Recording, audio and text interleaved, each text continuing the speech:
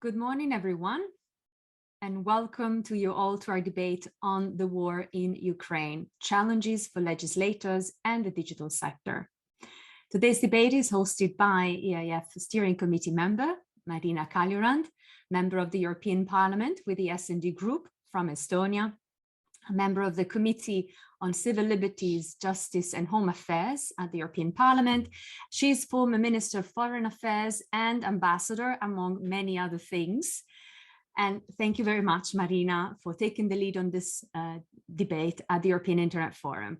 I will leave you the floor in a moment, of course, but before I will introduce our panelists. Today, we're joined by Camilla Klock, who is Deputy Director in Directorate B, Connectivity at DG Connect, European Commission.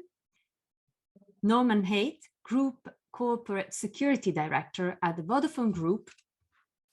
And last but not least, by Hans-Peter Hollen, Managing Director at RIPE NCC. Thank you all very much for joining us. We look forward to hearing from you.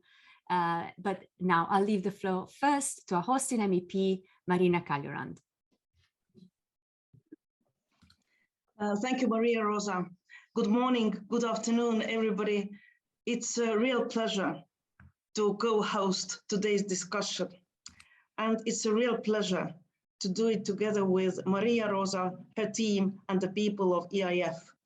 We have become so close partners, and you always know what are the most topical issues around and what need to be discussed.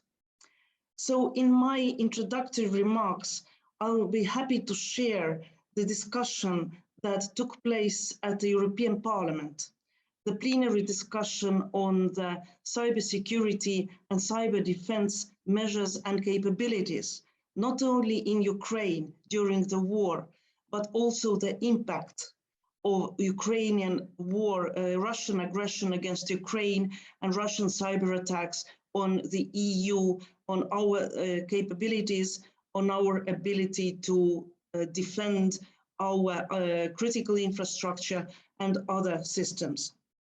So needless to say that we are living at a stage where hybrid and cyber attacks have become a new normality. I don't want to say that I'm happy about that, but that's the reality. And Russia's war against Ukraine has been multidimensional. It started even before the wave of aggression of the 24th of February. The National Coordination Center for Cybersecurity under the National Security and Defense Council of Ukraine has recorded attempts to disseminate malicious documents through the system of electronic interaction of executive bodies before the 24th of February. The purpose of the attack was the contamination of information resources of public authorities. A large-scale attack of this type was NotPetya, aimed at damaging Ukrainian infrastructure in 2017. Another attack was SolarGate, Russia's cyber espionage operation in 2020-2021, which is currently being investigated in the United States.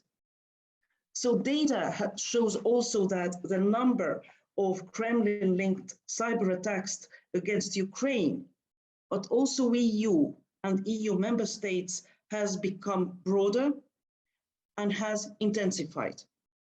At the same time, I would like to say that we haven't seen the full-scale, really devastating, killing and destroying cyber attacks, which we can define as cyber war.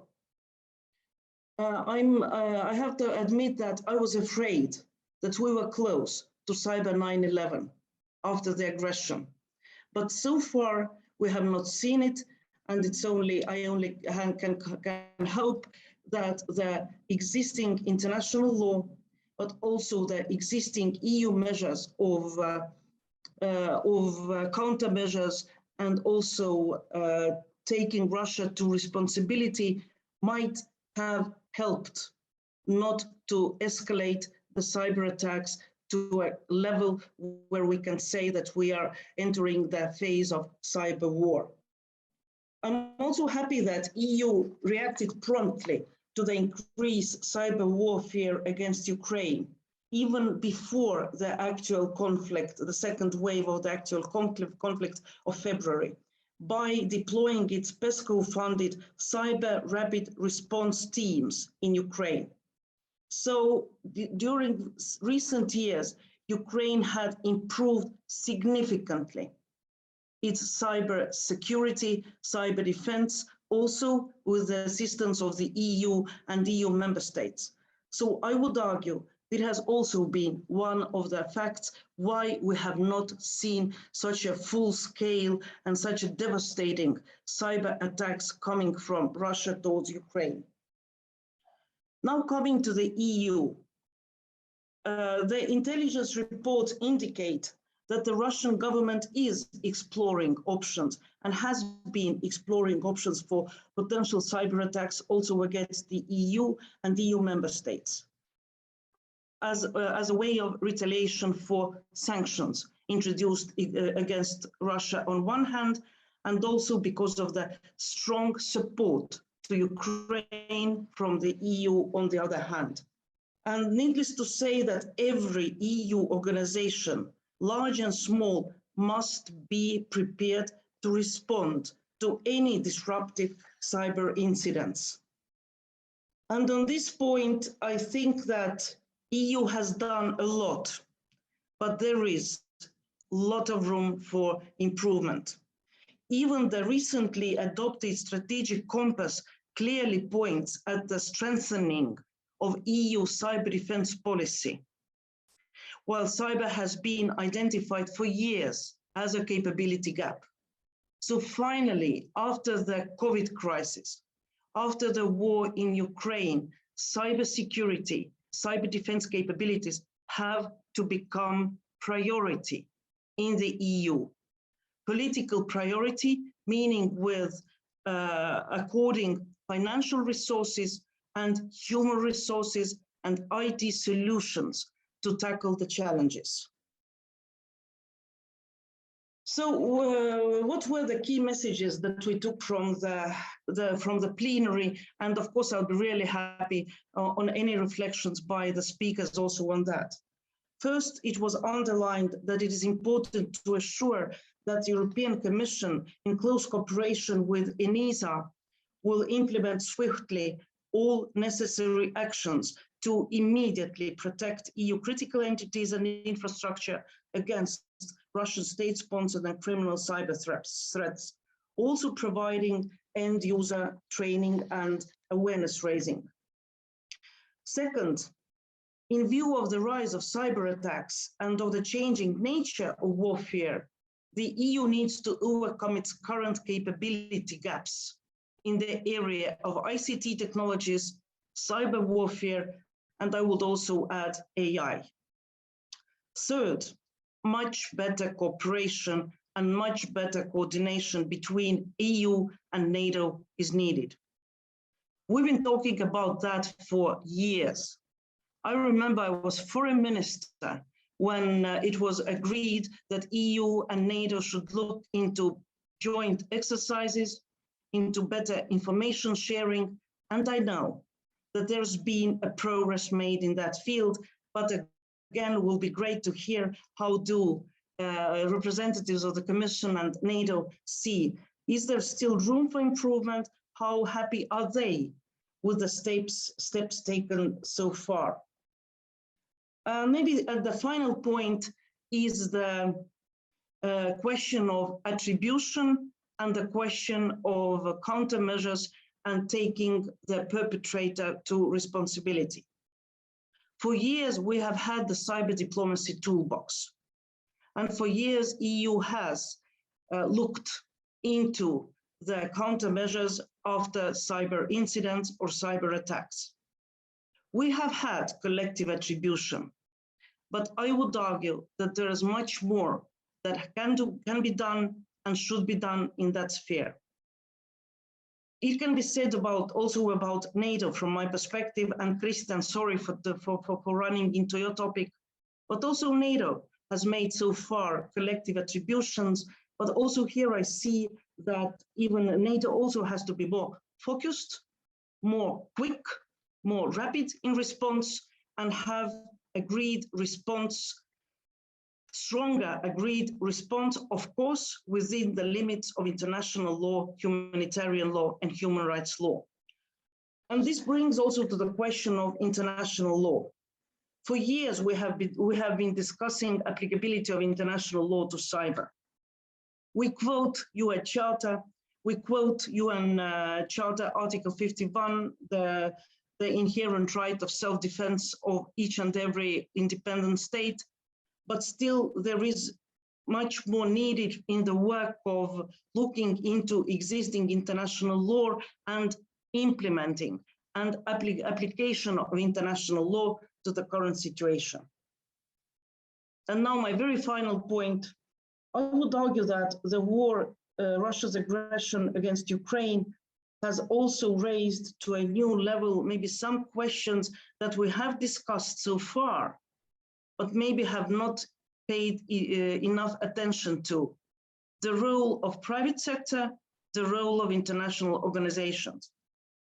If you remember, at the beginning of March, there was discussion within the NGO community, civil society, but also some international organizations about ICANN's role in, should ICANN disconnect unilaterally Russian domains or not.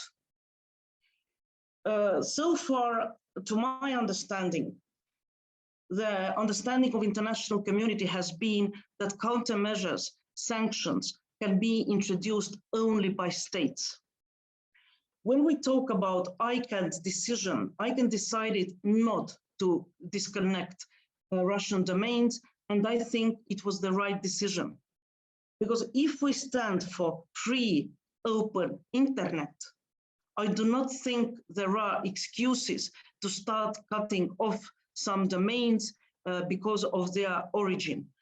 Cutting off, yes, might assist to stop dissemination of disinformation, but it also limits access to internet, to open free exchange of information, and that should not take place. But I have to say that there are voices that are saying more loudly today that the role of private sector also in the so-called hackbacks should be much stronger. We know what Anonymous is doing. We know what some other private entities are doing. And that brings me also to the norm, which I'm proud that Global Commission on Stability of Cyberspace that I had the privilege of chairing adopted in 2019, which is the so-called norm against offensive cyber operations by non-state actors. In principle, it said that non-state actors should not engage in offensive cyber operations, and state actors should prevent such activities and respond if they occur. So now finally to conclude, I'd like to underline that the aggression has raised topics that we have been aware of, but at the same time, it has raised some topics from different perspectives, which shows once again the cyber domain, cyber revolution has not come to an end. It's changing, it's developing. Yes, cyber and digital gives us new opportunities, but also raises new challenges. We have to face those new challenges. We have to be ahead of the bad guys. Otherwise, we will not be able to use the benefits of the or benefits that digital revolution has provided so far. So thank you for giving me the floor or the screen. I'll stop here and looking forward to the discussion. And I apologized already to Maria Rosa that I will disappear from the screen just for some time to do my LIBE voting, but I will be listening and I'll be back very soon. Thank you. Thank you, Marina. Of course, you'll be excused. Thank you so much for introducing the topic of today's debate and setting the scene so well. I very much like your thought-provoking comments. You have also, of course, called upon the European Commission and NATO, and we will indeed now listen to Camilla Klock with DG Connect. Thank you very much, Maria Rosa. Thank you very much to Honorable Member for the introduction. I think she also covered very well the cybersecurity issues. I will not focus on this ones, but it doesn't mean that we are not working on it. And it's also fully noted on the important points raised by the European Parliament in the context of cybersecurity. And I can please rest assured that indeed the European Commission, together with ENISA, is working very hard on protecting the critical infrastructure. We are also in negotiations on the second version of the NIS. There are a lot of things happening in the cyber in general from the beginning of this war and before had been very much focus of our work. But I will talk today about, in particular, connectivity. I saw also that Vodafone is present in this discussion, but I think it's also important what we are doing there, because it might be less known, but there is a lot of things happening. But I would like also, of course, start with strongly condemning the war that is happening and the aggression of Russia against Ukraine. We are all very much touched and very much concerned with what is happening currently, as well what is happening in the Donetsk region, what is happening in terms of continuing aggression from Russia, which is of course affecting also not on the lives of people, but also what we are discussing today in terms of what we can do and what we are doing to help them. As you know, what is also important to mention, yesterday the sixth package of sanctions had been approved by the European Council, including the oil embargo, which is of the utmost importance and something that the Commission had been advocating already for a long time. There are also additional sanctions concerning the broadcasting, with additional broadcasters added to the list of sanctions apart from Russia Today and Sputnik, which had been already included in the previous packages. So this is a bit overall picture. I would now focus on connectivity. There are many areas that we are working. Connectivity had been extremely important for Ukraine to sustain it during this war, and we are concentrating, like in cyber, on one hand, ensuring from the fact of day one of this war, when the refugees from Ukraine started to arrive in Europe, ensuring that they can connect with their loved ones. And this had been very much supported and de facto started by voluntary measures undertaken by telecom operators, in particular from the countries that had been at the beginning the most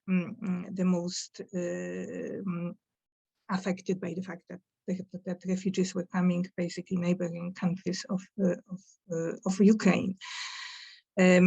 This is also something that we are very much supporting. We had been engaged in this process with telecom operators. We issued, as you might be aware, with the support of the European Commission, but also European Parliament, a joint statement between European operators and Ukrainian operators, which had been signed and is now still continuing to be signed by telecom operators on both sides, but 34 European operators and associations signed it at the beginning of April, and 3 Ukrainian operators. We are in constant contact with all operators, including Ukrainian NRA, which played very, very important role in ensuring that this joint statement is prepared and is signed by Ukrainian operators. The aim is in particular to ensure that roaming and international calls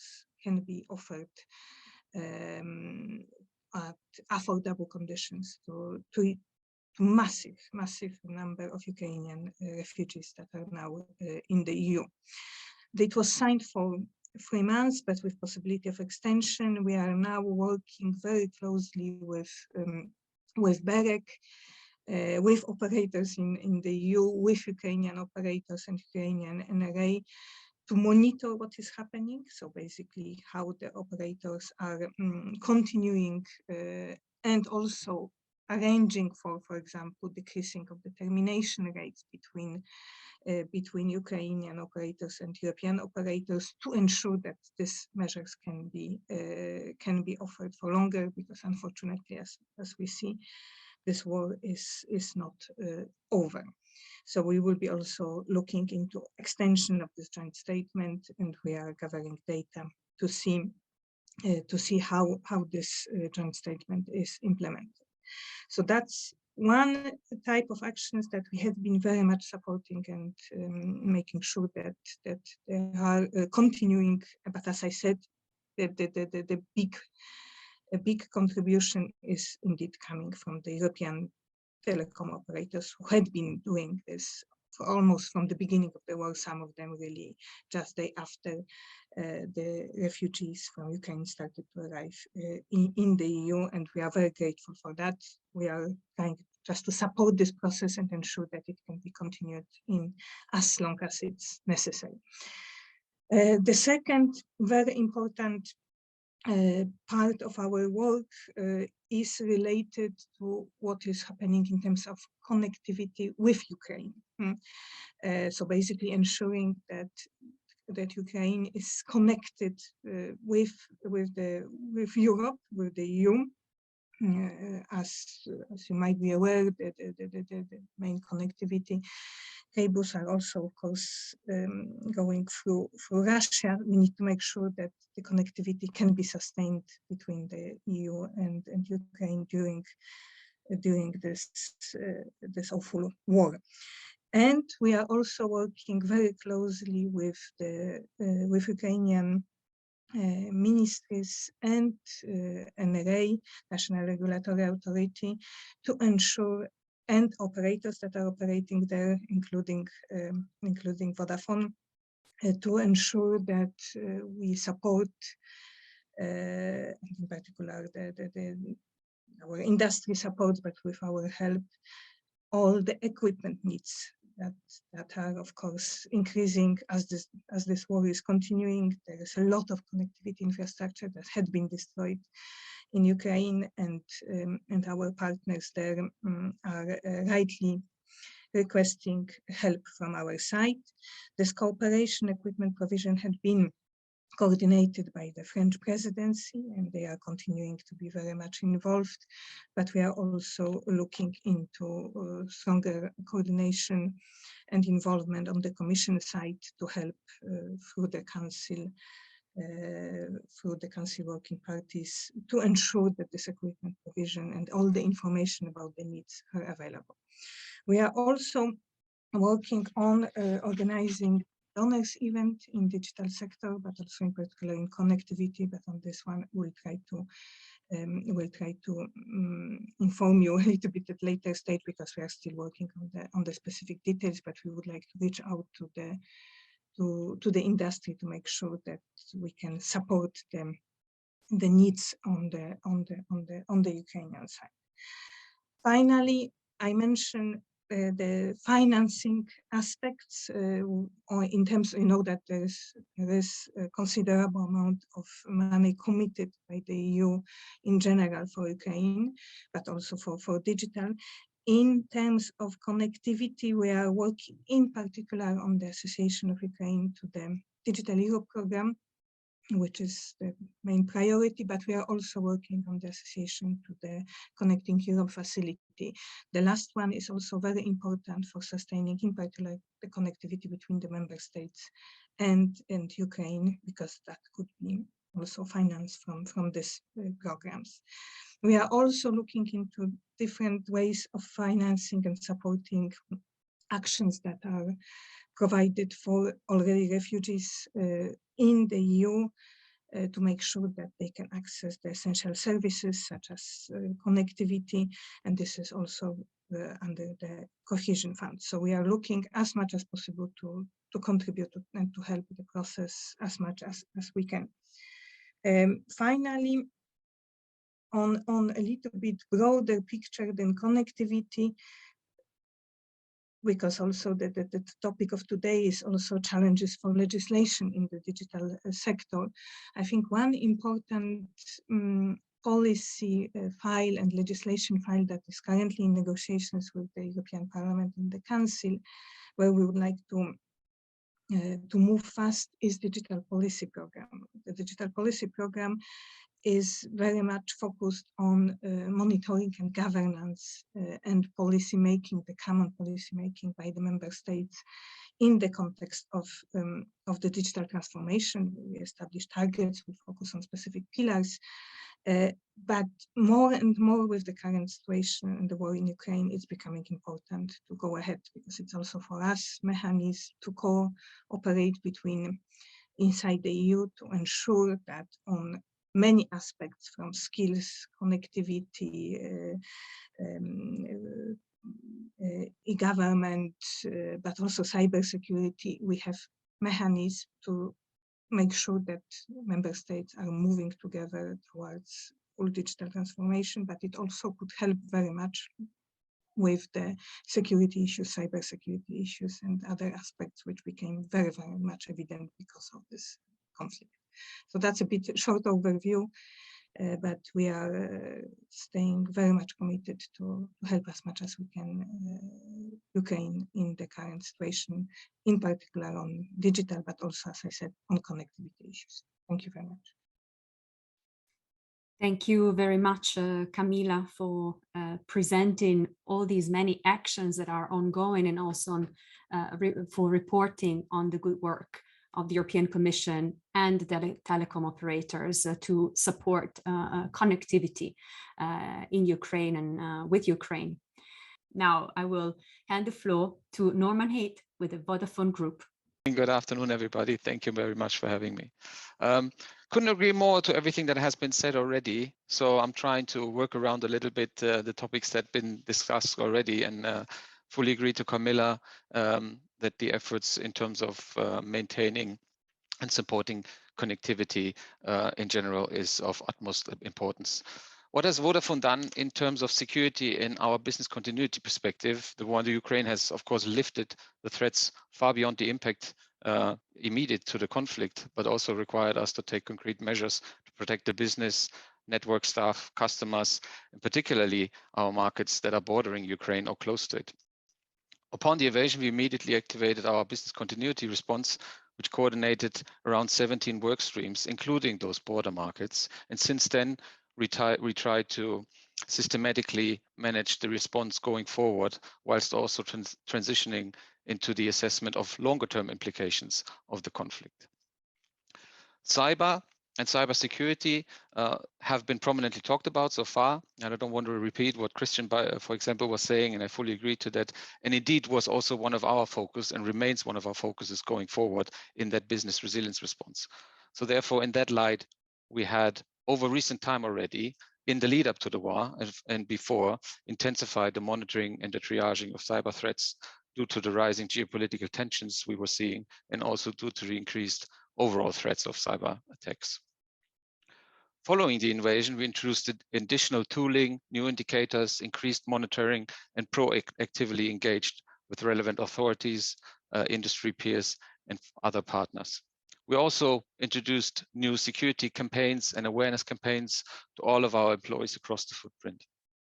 Further, we tried hardening our network, including edges in Russia and Ukraine, to strengthen our perimeter, and also other activities, and remain continuously focused in performing and maintaining them up to today. The unity the EU has shown in many regards since the invasion of Ukraine also applies to the cybersecurity field, as there is, based on what we see, an unprecedented collaboration between telecom operators and other industry peers, and close exchange with governmental agencies. Let me, and this is one of my asks to you today, broaden the discussion a little bit in the light of resilience. Christian touched upon it, and I would like to further detail some of the thoughts we're having and what Vodafone is currently doing in the regards of overall resilience. The crisis has exposed broader resilience issues within Europe beyond just cyber, involving wider geopolitical security, economic instability, food and energy security, and eventually also supply chain security risks.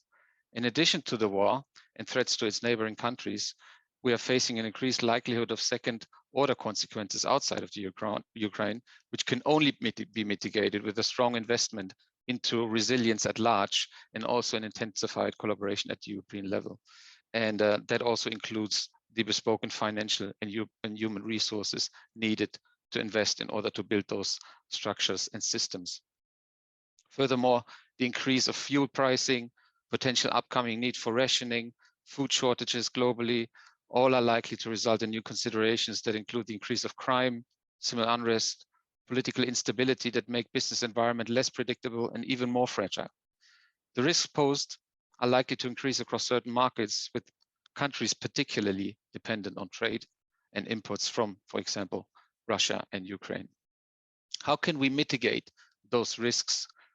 For any business and for matter of society, preparation to crisis management is key. Our crisis response was fast and appropriate. Nevertheless, preparation in the future and horizon scanning will be key. This means having the organizational structure and capabilities in place to allow quick and trained responses as the crisis unfolds. And just imagine, coincidentally, a crisis, long-term crisis, long-lasting crisis like COVID, or now also the Ukraine war, hitting simultaneously. It will definitely put a lot of challenge and challenges to companies, but also to national governments and agencies. Whether in an organization or in a country, the leadership needs to have a detailed understanding of roles and responsibilities and methodologies applied during a crisis and how to handle a crisis, including trust in those that are managing and responsible for crisis and the execution of the allocated measures. These structures do not naturally exist in companies. They have to slowly and carefully be built in order to arrive at sophisticated professional structures and preparedness plans. A well-built and resilient system means the identification and mitigation of single points of failure. And while it requires significant investment to be established, such a system in a company manages crisis across multiple markets and interconnected sectors like telecommunications, requires capabilities and investment of a new magnitude, especially going forward. And all of this being said, without the highly complex regulatory environment in mind caused by the introduction of, for example, sanctions and trade controls against Russia, Russian companies, and Russian individuals. In a need to navigate this regulatory environment in a compliant and effective way, the expanding restrictions will further disrupt the supply chain and have many different implications to the sector and rely on operating and providing services for our society. So I think it is a wake-up call for Europe to further build and invest into resilience at large beyond cyber and strengthen its autonomy in a way that is more secure. Vodafone is currently profiling the likely scenarios, risks, and business impacts in order to start developing additional mitigation strategies for the deployment in a systematic and sustainable way. The collaboration, therefore, will be critical in ensuring the success of these efforts.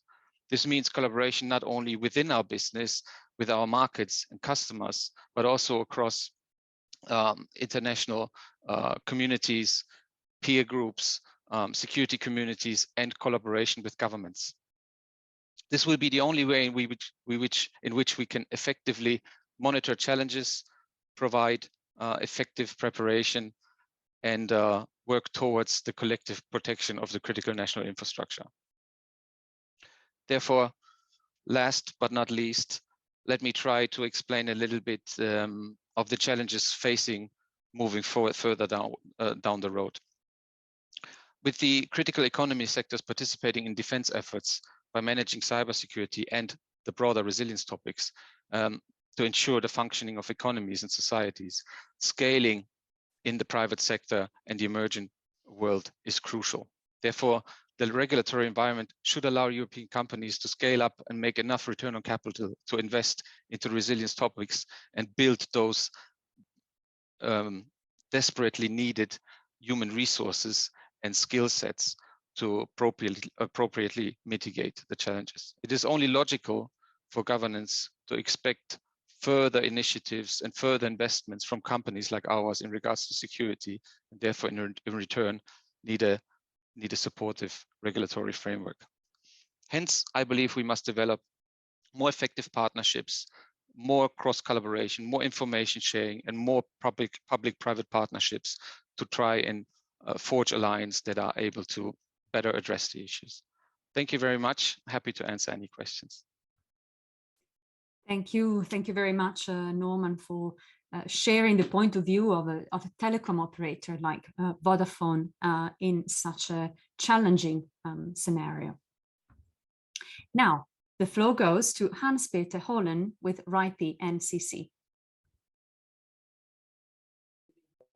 Thank you very much. So the RIPE NCC is a membership organization with 20,000 members, such as Vodafone or other internet providers, content provider, or businesses that needs to connect to the internet. Our members are across Europe, Middle East, and Central Asia. So we have members both in Russia and in Ukraine. We also have members in countries that have been subject to sanctions for longer time, like Syria and Iran. And one of the perspectives that I want to add here is that while the war in Ukraine deeply affects us because we have colleagues from Ukraine working, I have colleagues in Ukraine working, and we have community members that we have known for many years, that's deeply affecting us. It is very important to be clear that sanctions also have side effects. So, for instance, looking at sanctions in Syria and Iran, sanctions against the second largest mobile telephone operator, if they are really strict, then a large part of the population will be out any way of communicating internally or externally in the country. No, the RIPE NCC is only registering IP addresses. So this is like having a number in a phone book. Removing the number from the phone book will not stop anybody from calling to or from that number. So we received a similar request as ICANN for disconnecting.ru for deregistering or blocking traffic to numbers in Russia or in some of the conflicting areas. We had, for the same reasons as ICANN, had to decline such a request, both because it will not have any immediate effect on traffic, and it may even just have the actors move to different addresses and make other address ranges or other institutions targets for counterattacks. So in this world that we're in, I think the previous comments about attributions, for instance, it's very important to keep institutions like the RIPE NCC and the registry neutral so that it's possible to use our registry as one small part in attribution. But as we all know from larger cyber attacks, the party behind it never uses their own resources or their own addresses for this attack. They find intermediaries, they found vulnerabilities with others and use that in order to move forward. So from our point of view, the main purpose for us is to maintain an open internet even in times of war. And I believe that's really important, both for the reasons that's been stated here, that the infrastructure in the country under attack still needs to function. Initiatives like Elon Musk and Starlink are, of course, very interesting parts of applying new technology on the grounds and reading about the base stations now being served from a single Starlink terminal to maintain connectivity. Those are really important bits and pieces to support the groundwork. On the other hand, having open and free internet in Russia, I believe in the longer term is also really important so that Russian citizens can get balanced news and the view of what is this war looks like to the rest of the world, because without that, they will believe the news stream, the official news from their own government, and they will not speak up against their own government. So in this rather complex world, I'm sitting on top of an organization that tries to stay neutral here, but everybody is trying to pull us in some direction. And it's really difficult, because personally we want to take part and act, but our mission is really to be a neutral registry. And on top of that, we do have some interesting services, and some of my researchers have published some articles about this. We have a measurement network with more than 10,000 probes, both in Ukraine and surrounding countries. We're collecting routes from the internet routing system that gives information about which part of the network still works and which does not. And to our surprise, the internet in Ukraine has been amazingly resilient towards these attacks. Of course, we can see it, but it's not a major blackout of the whole country as one could have feared in the beginning. So having a neutral partner like the RIPE NCC with a neutral registry and neutral measurement services, I believe is a very important actor here, and trying to stay out of the conflict and not be weaponized is part of my biggest challenge these days. So thank you, and back to you.